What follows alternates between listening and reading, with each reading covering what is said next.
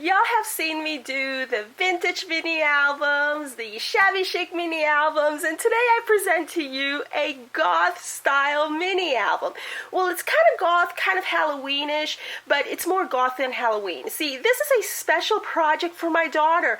My daughter fell in love with the mini albums that I've been making using the Tammy Tutoro dies, and she says, "Mommy, can you make me one for Halloween, but I don't need it to be Halloween. I want it to be more of a goth style." And I said, sure, I have some Halloween paper from last year, which, by the way, this is the paper that I have used for my daughter's Gothic mini album, and this is one of the two paper pads that I got last year for Michael's when they were all the way down to like, I think 80% off.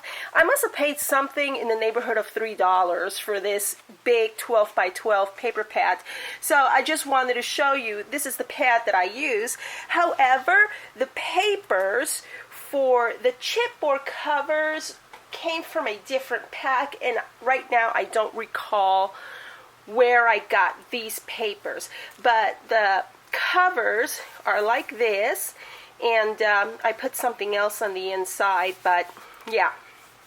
So the mini album measures 3.5 by 4.5, I believe, and I bound it once again with the cinch binding. And if you are curious as to the size of cinch wires that I like to use the 3/4 or the 0.75 inch in the cinch binding. They come in white, gold, pink, and black, I believe, and they also come in several different sizes, but I'm more comfortable using the 0.75 inches because I find that it gives me a little bit more room than the other ones. So that is what I use for the binding. And for this part right here, it's a Tim Holtz fence die. It looks like this. I got mine at Tuesday Mornings. As you can see, it was $6.99 at Tuesday Morning. And if y'all don't have a Tuesday Morning near you, I can go ahead and see if I can find this very die online and leave the link in the description area below. So that's what I used for the fence. And to cover up this part of the fence right here, I just used some washi tape. And to ensure that the washi tape stays put, all I did was added some double-sided tape before I set the washi tape down. And for this part right here, what I wound up doing was I cut two parts. One using the gold cardstock, and another one using that black foam that you can get at a child section in crafting, in any crafting store child section. That's what I used right here. So I cut two pieces, and what I did was I adhered this gold cardstock to this to make it look kind of like a metal type thing. And the die that I used for this comes from this Sizzix Tim Holtz die. It looks just like this. Let's see. It is style number 656631. Yeah, 656631. And I think I got this one at Hobby Lobby. I will try to find links for these for you. So that is what I did with that. And of course I use some flat back blings from Hobby Lobby. I like to get them when they're on clearance. And this little saying right here that says, "Once upon an eerie tale," I got from Graphic 45. They're sticker sheets. I just put a sticker sheet on a black piece of cardstock and then I glued it on. And yeah, and this I believe is from Hobby Lobby. It is not Tim Holtz. This is just the Hobby Lobby's brand. I forget what you call it. And here's an N for our last name. And I like how this turned out. And the thing about making this mini album, my daughter had a special request. She said, "Mommy, I don't want you to make it chunky and add all sorts of foo-foo and stuff on it. No, it has to be goth, but it can't be cute." You know how teenagers are. She's like, no, I don't want it cute. I want it to be gothic. And she wanted it to be as flat can be. So that's a challenge for me because I love embellishing stuff and adding dimensional stuff. But she did give me free reins on the cover. So this is what I came up with, and I hope she likes it. She hasn't seen it yet. So let's get to the inside pages. And what I did over here was, since she didn't want anything dimensional, what I did was I used the gold cardstock, the gold foil cardstock, to make a die cut of this piece right here from the Spellbinders Die Delights Outrageous Butterfly. Right along here, I found that to fit perfectly over here. And each one of these has a tag, just like so, and each one of these tags is embossed with some Halloween embossing. But I didn't buy the embossment plates for them. The paper already came like that. Let me see if I can find it real quick for you. Okay.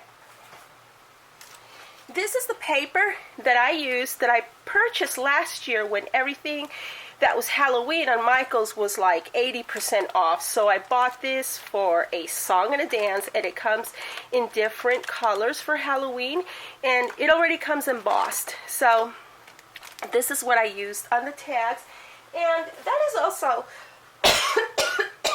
excuse me, that is also what I used to make the page, the pockets. And then I just laid the paper on top of it. So here is another one with a tag, and I just kept it simple. Like my daughter did not want me to mess too much with it. She was like, no, no, no, I don't want all sorts of cutesy stuff, just make it goth. So this is what we have, and I really like the way this came out. And she didn't want a big bulky one either. She said, Mom, I only want 5 pages. That's it. So I said, okay, 5 pages it is. And this pocket right here was actually gifted to me by Erica several months ago when she sent me a nice package full of Halloween stuff and all sorts of stuff. I went ahead and glued this together and put it and adhered it to the back as a back pocket for her. And right here is a tag from the paper collection. This goes in here. Oops, I can't see from behind the camera. Let me just set this down. And this right here is from these set of dies right here. This is a, oops, sorry, a Spellbinders set of dies, and yeah, it's this one right here from their Maker's Mark collection. But I think they have merged their Maker's Mark. I will find out about it. So yeah, and if I see it in their store, I will go ahead and link you to this. But it comes with several different dies, and I have also worked with this set of dies. I'm sorry, my throat is just...